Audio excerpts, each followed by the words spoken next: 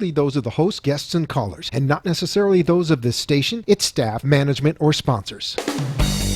Welcome to the Ask the Experts show with local experts in the fields of legal, health, financial, and home improvement. Enjoy being educated in such topics as personal injury law, community association law, family law, bankruptcy law, along with health show topics like pain management, men's health, and dental implants. Now, sit back and enjoy today's Ask the Experts with host Steve-O. Hey, good evening. I'm saying good evening. I must have gotten 5 emails last week, people going, when you say good afternoon, we think your show is taped when you're coming on at 6 o'clock. So we are live through.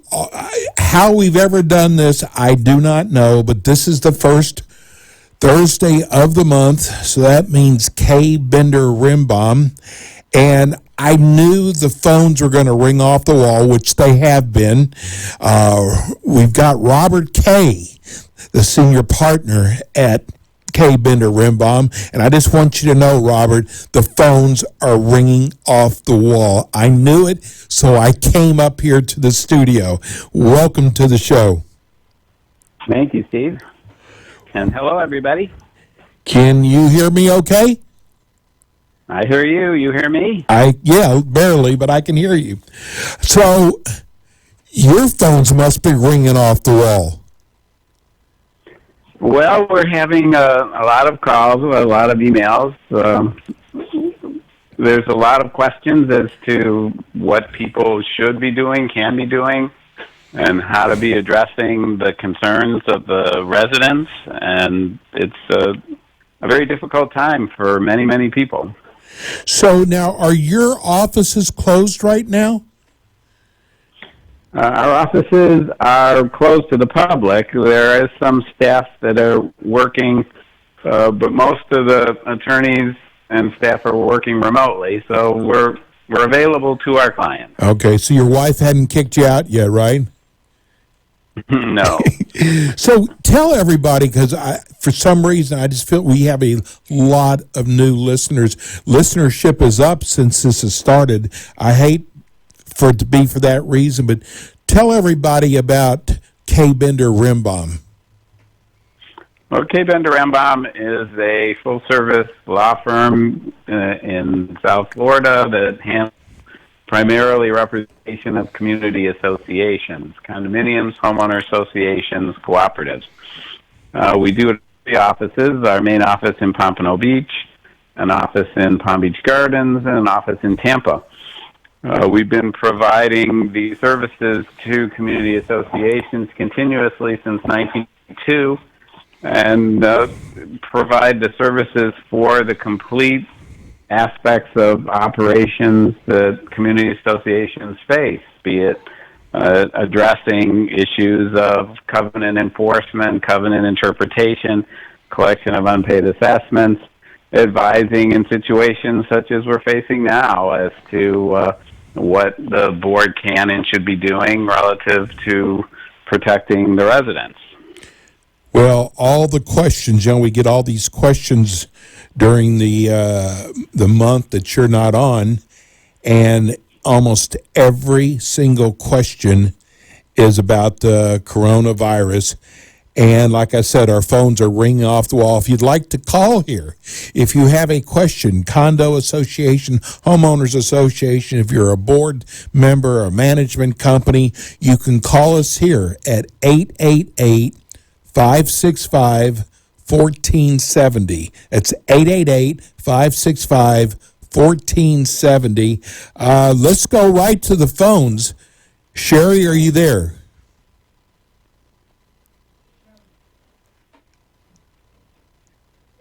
Shelley, I'm sorry. Yes. You have a question for Robert? I'm sorry? Do you have a question for Robert? Yes, I do. I live in a small HOA. We've got 34 homes, 7 members on the board. The board president recently brought in chickens, which is a deed restriction violation. He said that the reason being was regarding, he was trying to give solace to one of his children, and we all live on 2-acre lots. We allow horses and cows, if they're not for commercial breeding, and ponies or house pets, but no chickens. So it's caused quite an uproar. There have been several letters written, and we did have a couple of meetings 2 years ago that did not have a quorum at it. They did have a vote, and the vote of the few people who were there turned out to be more of a poll. So my question is somewhat twofold. There's been a certified letter that was sent out by the treasurer. There was no meeting, but she sent out a certified letter saying that they had 30 days to remove the chickens. So is that in violation? We didn't have a meeting because of the COVID. The second one is the question that I have is the board liable to be sued by the homeowners because there have been chickens in the past? So would we be open to liability? Number one, the board was not aware of it when they brought in the chickens, and they put it in very plain sight. But we didn't. Anyway, those are my points to be addressed, please. Okay, Shelley, and you said that the president said that the chickens were for what purpose? There was some stress. His daughter had stress and anxiety attack, and so he felt that would because of the issues with COVID, and they've been taken out of school, and they have been just very stressed that it would help. How long have the chickens been there? Since 2 weeks. 2 weeks, okay. Well, it's difficult to address enforcement of a covenant violation in these times, primarily because the court system is not functioning in its normal capacity, and that's ultimately the way that enforcement goes in this. The fact that it's the board president makes it a bigger problem of addressing by the board, in that the board does need to reach consensus on pursuing violations, and while it's not allowed to take action by email, it is able to reach a decision, and as long as it's ratified at a later time at a properly convened board meeting, that would be sufficient. So if the consensus among the remaining board members, other than the president, is that this is a violation that should be addressed, then that's not an issue for the treasurer to have notified the president of the need to cause a removal. Now, the president is trying, it seems, to set it up so that the chickens can be considered an emotional support animal. Correct. And that would exempt them from the limitations of your covenants, and you need to give the reasonable accommodation. But in order to qualify, the president would have to present the association with documentation from a qualified medical professional that identifies that the occupant of the home, the child, has a disability that interferes with major life functions, and that these particular chickens are necessary to alleviate that and allow her full use and enjoyment of the premises as anybody else would have under fair housing laws. So they could come back with something like that, but at the present time, they haven't given you anything. They've just made vague reference to, she's stressed out, so we got her chickens. So that's what you're facing at this point. The board doesn't have personal liability for enforcing its documents or failing to enforce its documents. The association as a corporation could have exposure to liability, and there could be a claim of breach of fiduciary duty by the board for failing to enforce if there is such a provision that the owners want enforced and they're not. So those are the basic issues that you're looking at. Right. Well, how would they prove a breach of fiduciary liability?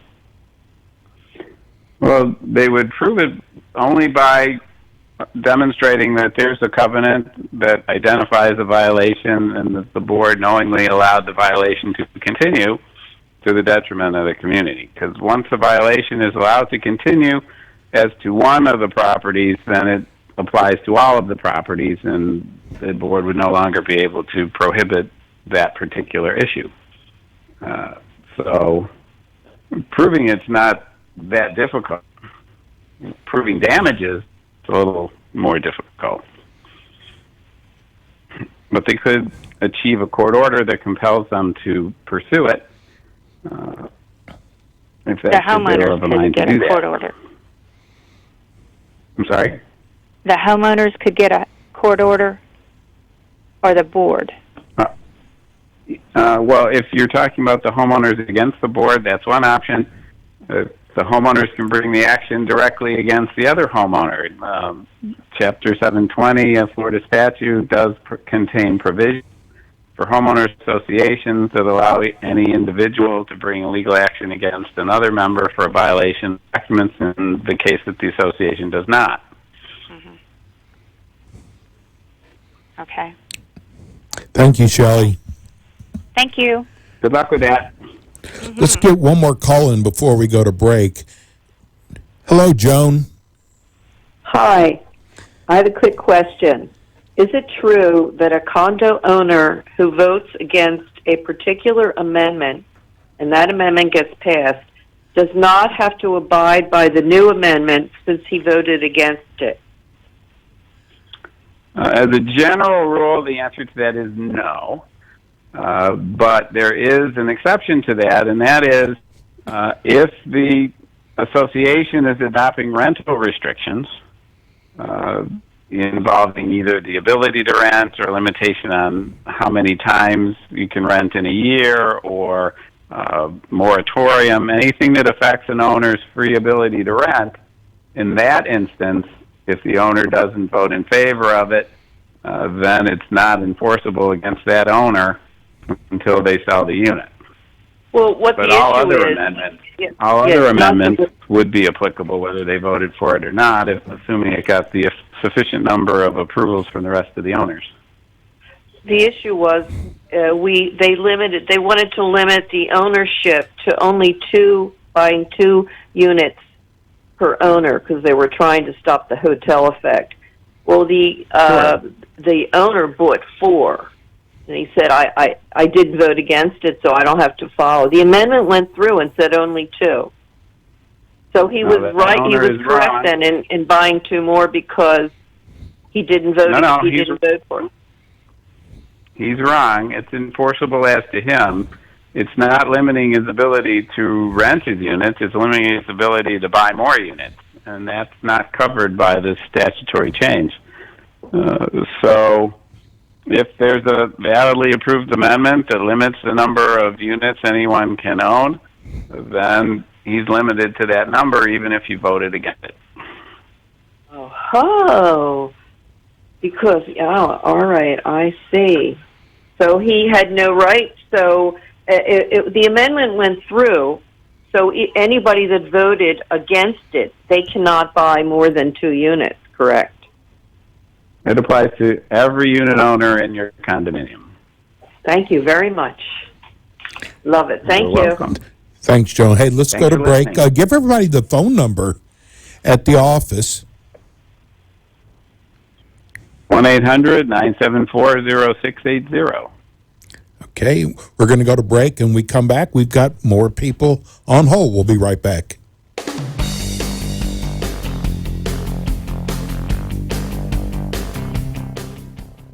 Is your community association looking for prompt, effective, cost-efficient, and understandable legal advice and services? You'll find that and more with Kaye Rembaum. a full-service commercial law firm concentrating on the representation of more than 800 community associations throughout Florida. With offices in Broward and Palm Beach counties, Kaye Rembaum assists clients in all matters of association representation, including but not limited to collection of assessments, contract negotiation, covenant review and amendment, covenant enforcement, and construction defect claims. Under the direction of attorneys Robert Kaye, Michael Bender, and Jeffrey Rembaum, Kaye Rembaum is dedicated to providing clients with an unparalleled level of personalized and professional service regardless of their size, and takes into account their individual needs and financial concerns. For more information, visit www.kbrlegal.com or call 954-928-0680.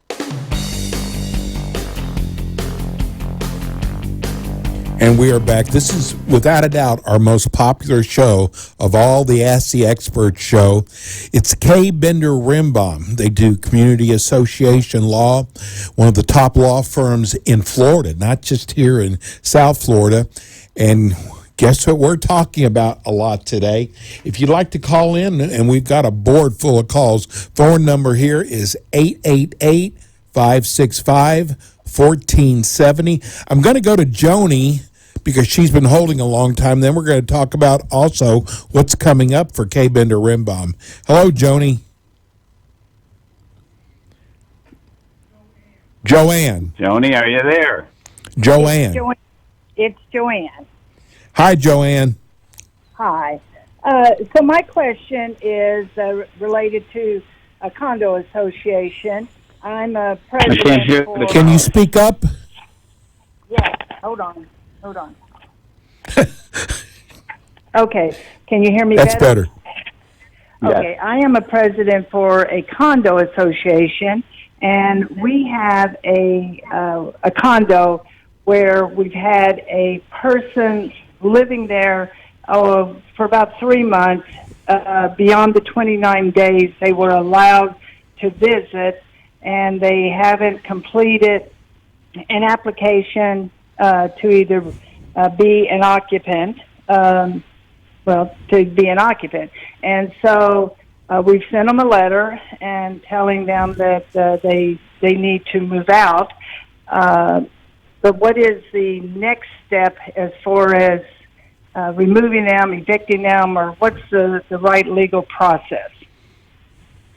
Well, a lot of that is going to depend on what your documents provide for relative to violation of this type. Sometimes the documents will contain a provision that allows the association to go in and basically be the agent of the owner and evict the person. Other times, when they don't provide that, then you're going to be bringing legal action against the owner and the occupant to compel the owner to cause the occupant to remove, basically get an action or an order from the court that tells them this is what they have to do. At the present, if they're not replying to your demand, this is one other option that if you're inclined to allow them to stay, if they fill out the documentation necessary and go through the approval process, arbitration is available to compel that. So either you want them gone and then you go to the courts, or if you want to compel them to submit the appropriate documentation for the consideration of association approval, then that's an arbitration action through the Division of Condominiums Arbitration Section. Well, they've been asked twice to complete the paperwork to have the occupant application and background screening completed, and they have not. So we're at the point that we think eviction is the right course of action. The association attorney should be brought in and make a written formal demand to do whatever it is you want them to do, either the application or vacate the debt. Sometimes when they get mail from the association, they don't take it as seriously as if they get something of a more formal nature from an attorney. So that is often helpful in moving this thing along. It doesn't always work, and you end up having to deal with it through the court process. But that is an option that you should be doing first. Okay, very good. Thank you. Thank you for holding. All right, thanks for calling. So, what are you guys going to be doing now with your classes? Well, unfortunately, for the present time, all of our classes are canceled. Okay. Nothing online? Nothing online yet.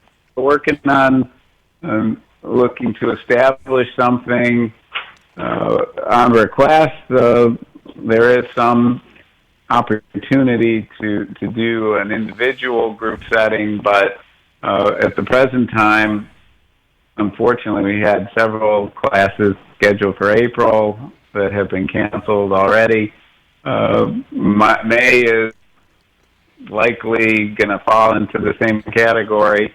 Hopefully by June we can be back running. But we do board member certifications for both condominium and homeowner associations as well as cooperatives throughout the year.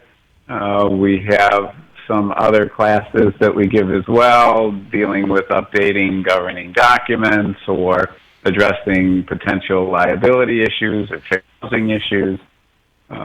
Many, many different topics throughout the course of the year. We do them in our office, and then we also have our Ask the Attorneys. Unfortunately, our last one for the year in April, which was scheduled in Boca, had to be canceled as well at the Sugar Sands Park, so that one will not be happening this month. But listeners can go to our website at kbrlegal.com and click on events and see what's coming up. Okay.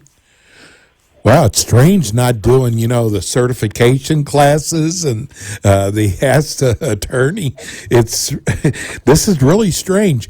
Hey, we've got a board. These are very difficult times we're dealing with yes. right now. Let's go back to our phones. Let's go to Maria. Hello. Hi, Maria. Hi. I have a question. I'm a member of board for a homeowner, for a HOA.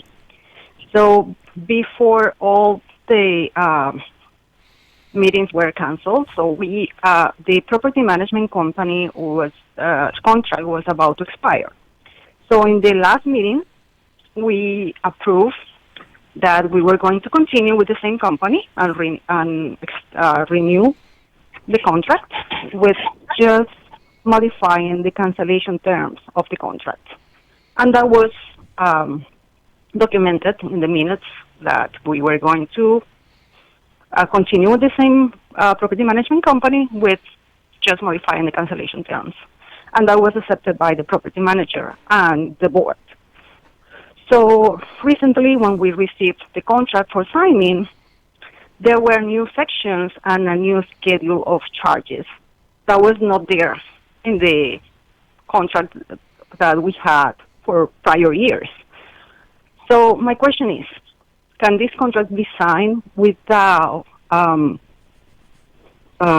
meeting to approve the rest of the terms, the new terms and the new schedule of charges that include some new fees for the homeowners and some new fees for the association to pay for services that were included in the flat fee before? So, and also, are these changes are the changes being proposed things that the board considers acceptable, or are you against them? Against them. Right. Well, at your meeting, you approved the contract as existed. There was no proposal that you were considering with new terms, and you negotiated a change in just the termination provisions, which is all that you've agreed to. By the property manager presenting this to you with different terms, new terms that weren't agreed to before, in essence, the manager in legal terms has rejected your proposal for contract and offered something else. So at this point, the board has the option of accepting it or rejecting it, and of course trying to negotiate on those items as well. That's basically where you stand. You're not bound by these new terms. And if the manager wants to back off and go with what you've agreed to, then you would be bound by that. But even by virtue of the fact that he's submitted this new contract, the law views that as a rejection of the earlier one, which doesn't give the option to go back to it. It's your option if you want to go back to it. Or you can accept or negotiate what he's giving you.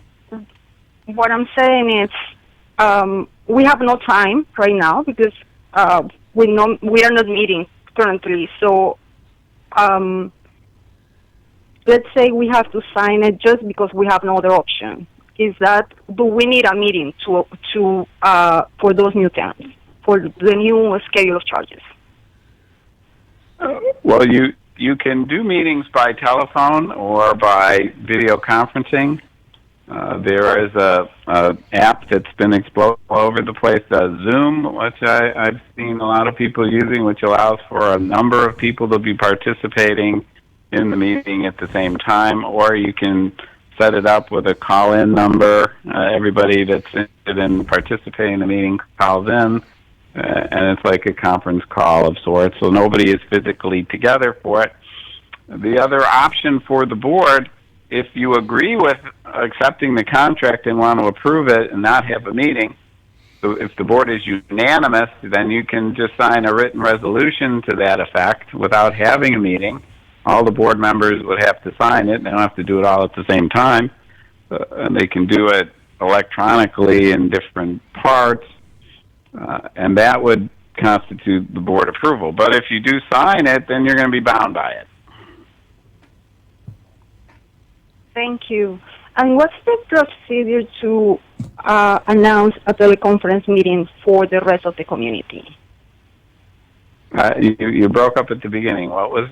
Repeat your question? What's the procedure to announce a meeting to the rest of the community? Okay. Like, if it's a teleconference meeting, how do you announce it? How do you normally announce it? As a sign by the entrance of the community. You could do it the same way. Okay. Thank you. Thank you, Maria. So okay, good luck. Bye-bye.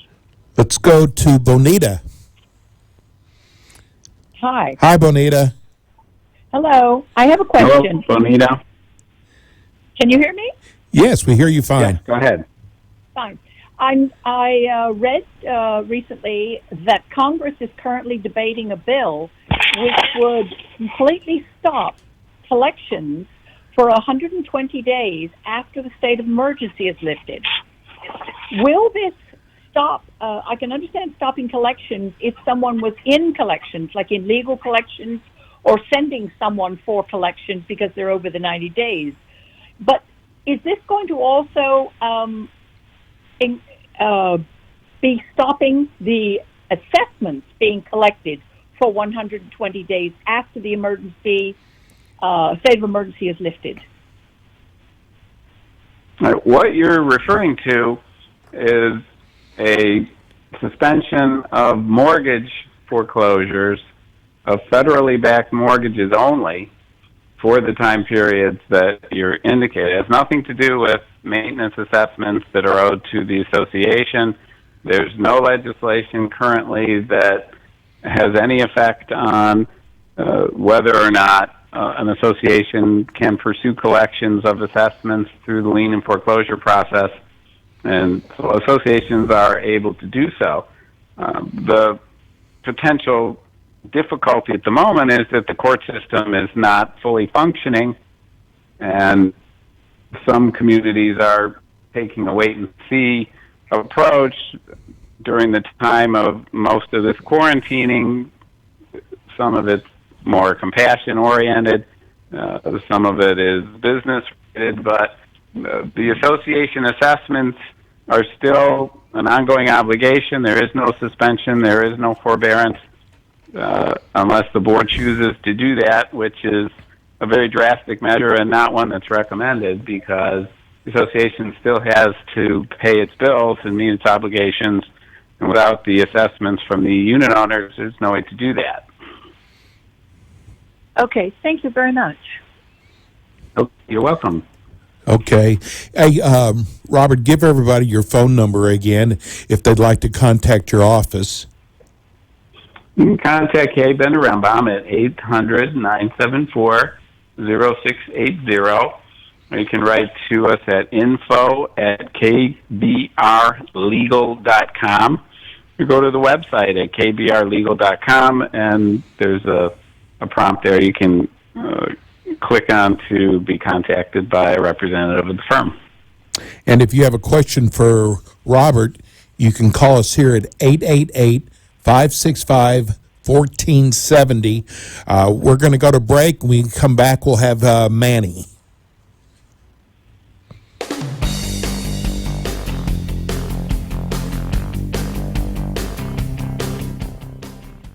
Is your community association looking for prompt, effective, cost-efficient, and understandable legal advice and services? You'll find that and more with Kaye Bender Rembaum, a full-service commercial law firm concentrating on the representation of more than 800 community associations throughout Florida. With offices in Broward and Palm Beach counties, Kaye Bender Rembaum assists clients in all matters of association representation, including but not limited to collection of assessments, contract negotiation, covenant review and amendment, covenant enforcement, and construction defect claims. Under the direction of attorneys Robert Kaye, Michael Bender, and Jeffrey Rembaum, Kaye Bender Rembaum is dedicated to providing clients with an unparalleled level of personalized and professional service regardless of their size, and takes into account their individual needs and financial concerns. For more information, visit www.kbrlegal.com or call 954-928-0680.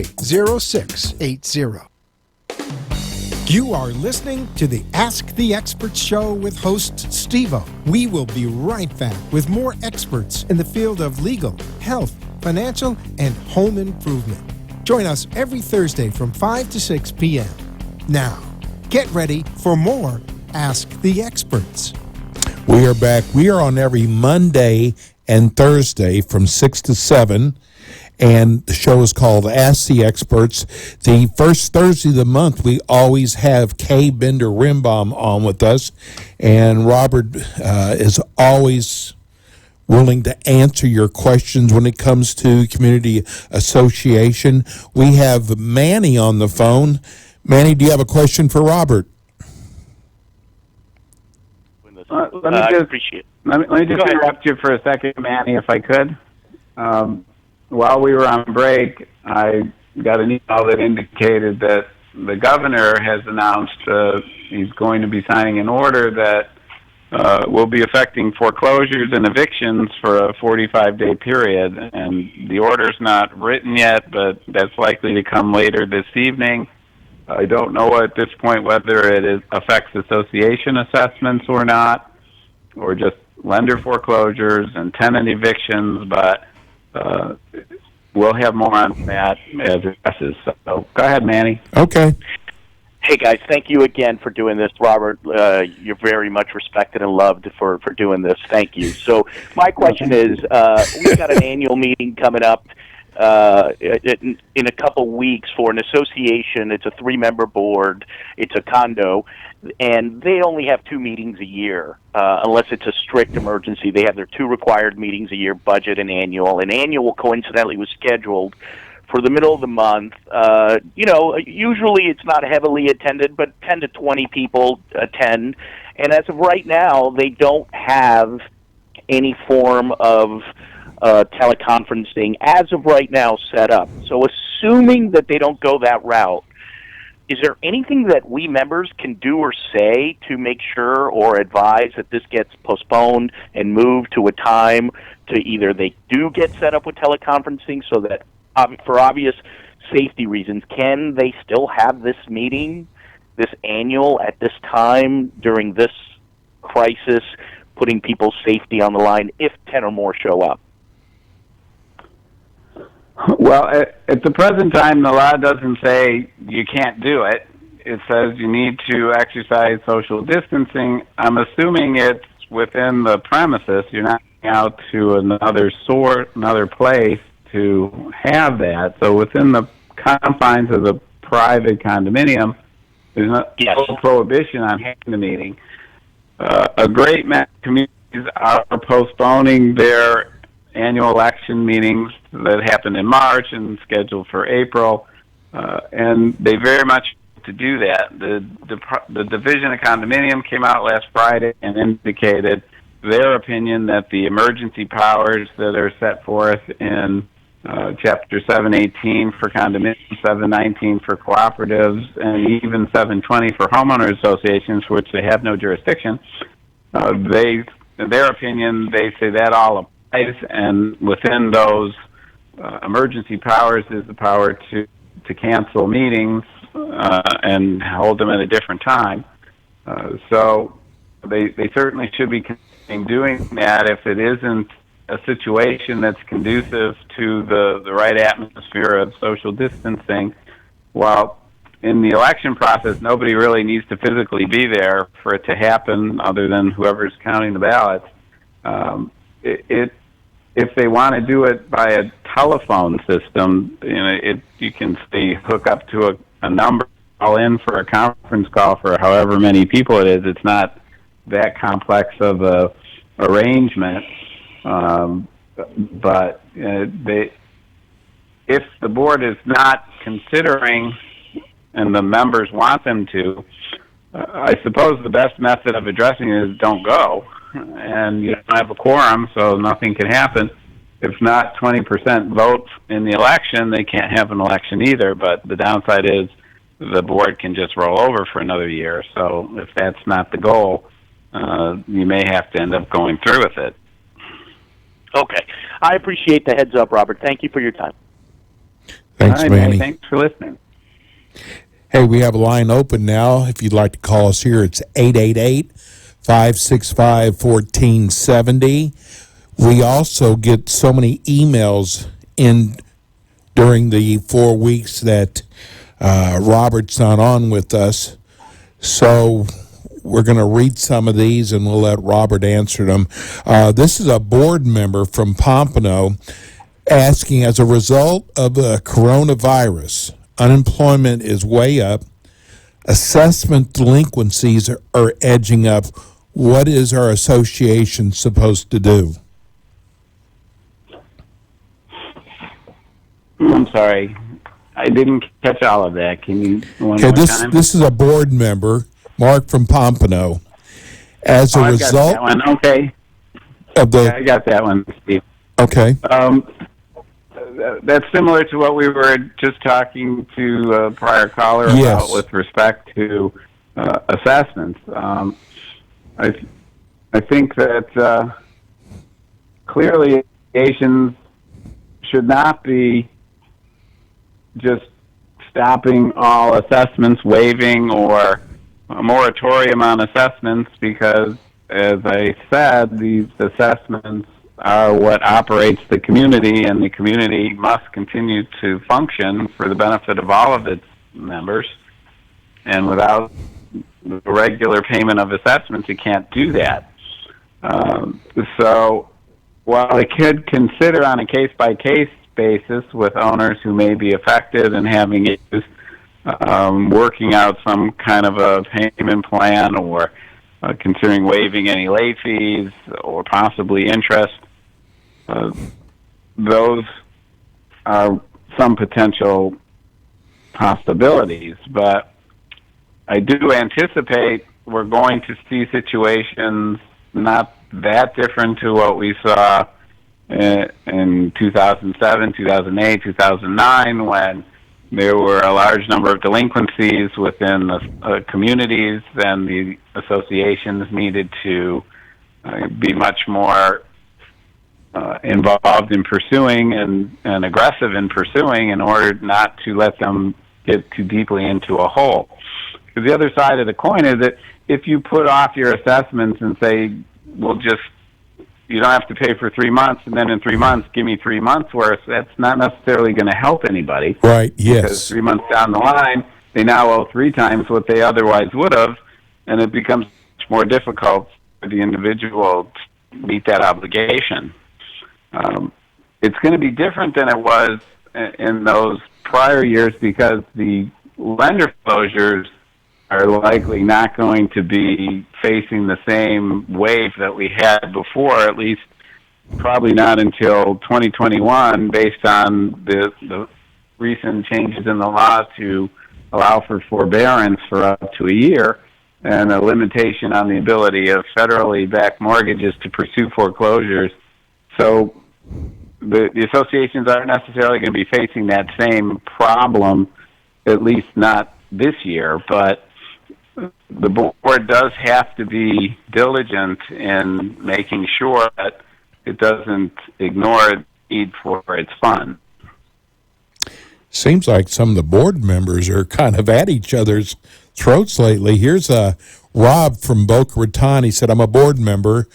What do you think about, I want to resign from the board because I don't agree how the board members are handling things during the virus. Should we be meeting each month? Well, I often tell members that are thinking of resigning is that you can do more good or you can accomplish more for the community if you stay on the board, if you're already on it, than if you resign. Because once you resign, then you basically are just another one of the owners who the board can or doesn't have to listen to. And if you're on the board and you can build a consensus with enough other board members to be a majority, then the issues that you're trying to accomplish, you might be able to have a better chance. As we mentioned earlier, you can continue meeting and doing it in a remote fashion as opposed to physically being in a room. Many of our clients have adopted such procedures. If you have business to conduct, you should be having meetings. I mean, the community still is an ongoing entity that has issues that are coming up beyond the coronavirus situation. Although that's an important issue, that's not the only issue. Okay. Let's go to Arlene. Hi, Arlene. Do you have a question for Robert? I do. Hi, Robert. Glad to hear you're back. Hello, Arlene. I'm secretary on the board of our association, and we've had people that have asked us whether we were going to waive any maintenance fees during this time. So our feeling was that instead of waiving it, could we delay them paying, in other words, allow them to pay it up to 30 days late and waive the late fees? And then, well, that's along the lines of what we were just talking about. Okay. We're not recommending that be on a blanket basis for everybody, because there are people who are continuing to pay and can afford to pay their regular assessments. But if you make a blanket policy of just delaying everybody, then you're not going to have the necessary funds to operate. So it's preferable if you can to address it on a case-by-case basis, have the owners approach you on the board to ask for kind of consideration, and what you're proposing of 30-day grace to pay it without penalty is certainly reasonable and is something within the authority of the board to do. We just think it's better for your association if you do it on a case-by-case as opposed to across the board. Okay, and then just one other question. Sure. We have right now that people are allowed to come to the pool, but they have to be accompanied by an adult if they're under the age of 14. Should we have a higher age rather than 14? Are we leaving ourselves open for possible lawsuits? when they're minors and they're by themselves at the pool? Well, I assume you're not housing for older persons in your community by what you're asking. There is certainly a concern of a potential exposure to a discrimination claim based on familial status and affecting families with children under the age of 18 when you limit access. But when there's a health, safety, welfare issue that's connected to it, the issue becomes what's the proper age and where, and it's difficult to focus upon. 14 is on the older side, but still an age where if they're not accompanied, there could be potential issues.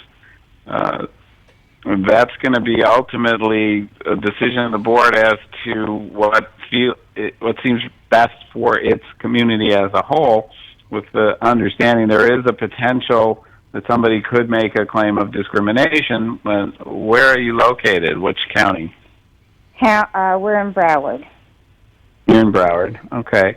Broward is a little more, I don't want to say lenient, but less aggressive in pursuing that type of a limitation than, say, Palm Beach County, but it's still something to keep in the back of your mind.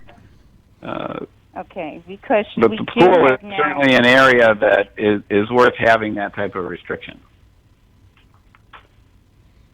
Okay, so maybe I'm not understanding. It's okay for them to come by themselves, or are we leaving ourselves? No, it's okay to have a limitation on children coming to the pool without some form of adult supervision. Okay. The issue becomes what's the right age, and you say you have it at 14. I think 14 is a reasonable age. Higher age would become less reasonable because as children mature, they're likely to have a safety issue, and then it becomes more are you just targeting them because they're annoying to other residents and the way that they behave at the pool, which is not something that you can limit in that fashion under the discrimination laws. So, that's the concern. All right. Well, we were also concerned because the pool, we were looking to let people come in later. Obviously, right now we're not doing that because of the health, going on. But the pool is now going to be open from dusk to dawn, and we were thinking of opening it up until 11 o'clock at night because we have new lights on there. So our concern was, any minor coming on and there's no one to observe them. Okay, thanks, Arlene. It's certainly a reasonable restriction as you've described it. Okay. All right. Thank you very much. Hey, Robert, a lot of the emails that we got, it seems like a lot of the properties are, because of the virus, we're actually closing their pools up now. A lot of them are. In fact, in some of the counties, it's mandatory. Broward County has not reached that level yet, but I believe earlier in the week, Palm Beach County issued an order that requires the closing of all private pools in communities, not individual homeowners, but community pools, which would pretty much cover all condominiums. Right. Wow. Okay, let's see if we can get one more call in. Let's go to Rich. Yeah, good evening. Hey, Rich. Good evening. We have a annual meeting election that was postponed, or it's going to be postponed indefinitely till after the virus is abated, or we don't know whenever that is. But we didn't feel it was safe to have an annual meeting with elections where there'd be a lot of people around required to conduct an election. The question is, we had 6 candidates for 5 positions for the board. Now, when the virus is abated and it's safe to have the election, do we start from scratch again and do another 60-day notice, or can we just do a 14-day notice for the 6 candidates that had put their name in the hat earlier? When you announce the postponing of the annual election, you would only go from the second notice forward. So the individuals who put their name in timely for the original meeting would be the only candidates. Now, the board certainly has the option to start over again if they want. It's not the preferred method under the circumstances, but they really can go either way on it. My recommendation is they start with the second notice with the same candidates. Right. And then as far as declaring it safe to have it, that's indefinite. Well, we're hoping it might be sometime in May, but it may not be till June. Yeah. Okay, very good. Well, thank you very much for clarifying that. Thanks, Rich. Thanks for listening. Wow, a lot of I knew there was going to be a lot of calls today. I knew that. Yeah. Well, we're always happy to have a lot of calls. Yeah, a lot of board members, too. Tell everybody, I like to end the show this way, tell everybody why they should hire your firm for their association. Well, we have a great many years of experience in focusing our attention on community association law. We have a significant number of our attorneys are board certified, meaning that we are specialists in the field as declared by the Florida Bar, which is a very special category for attorneys to be in. And besides the knowledge and experience, we also we like to consider more consumer friendly. We're available as needed. We are accessible. Our policies are to provide prompt, efficient, and understandable information to our clients in a cost-effective manner. And that's our mission statement. That's how we've managed to grow to where we are today. Customer service is so important to your firm. Absolutely. Give everybody the phone number, and you've got such a great website with so much great information on there. Well, the phone number is 800-914-0680. It is kbrlegal.com. Visit it, check out the resources page, check out the COVID-19 resources tab that we've added recently with a lot of good information there. We have Rembaum's Association Roundup. We have Legal More that have articles of topical interest to board members and issues that they're facing on a day-to-day basis. And for those who use our services for collection, we also have 24/7 access for the status of every matter that they've got going that is confidential to their community. Well, I love doing this show with you. We always have so many callers. You've got so much great information. And so do you think you'll be in studio next month? Well, we're going to take it day by day, but certainly hoping so. I hope you are too. Listen, stay safe. Thank you so much. The name of the firm is Kaye Bender Rembaum, Association Attorneys, and they're with us the first Thursday of every month from 6 to 7 on Thursdays. We'll be back with you on Monday for our wealth management show. Everybody stay safe.